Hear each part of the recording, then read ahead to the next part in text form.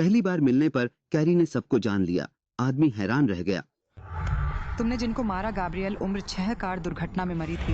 वह एक नीली कार, चमड़े की सीटें, क्लासिक पक्षी पीछे के दृश्य दर्पण से लटक रही थी। मस्तिष्क को 70% तक विकसित किया गया है। कैरी लगभग सब कुछ करने में सक्षम है। उसे सीखने की जरूरत नहीं है। उसके पास 3 स्तरीय ब्रह्मांडीय सभ्यता के समकक्ष बुद्धिमत्ता है। समस्या यह है कि वह स्थान छोड़कर मानव जाति को अपनी जानकारी देने की तैयारी कर रही है।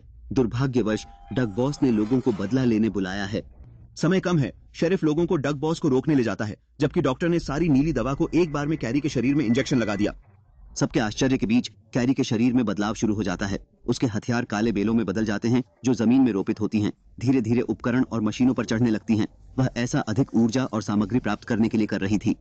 थोड़ी देर में कमरे के सभी इलेक्ट्रॉनिक उपकरण उसके द्वारा निगल लिए जाते हैं। अचानक एक सफेद रोशनी चमकती है। काले बेलें धीरे धीरे एक सुपर कंप्यूटर में बदल जाती हैं।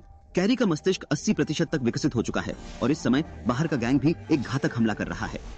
विस्फोट के पल में कैरी ने समय और स्थान पार करने की क्षमता प्राप्त कर ली। एक सोच या हरकत से वह इतिहास के किसी भी बिंदु पर वापस जा सकती है। उसने मानव पूर्वजों के साथ भी एक घनिष्ठ संपर्क किया। वर्तमान में वापस आने पर डग बॉस ने पहले ही उसके सिर पर बंदूक तना ली थी और उसका शरीर पूरी तरह से काला हो चुका था। उसके मस्तिष्क का विकास स्तर 100% था। गोलीबारी के बाद कैरी का शरीर पूरी तरह से गायब हो गया। सिर्फ कपड़ों का ढेर बचे थे।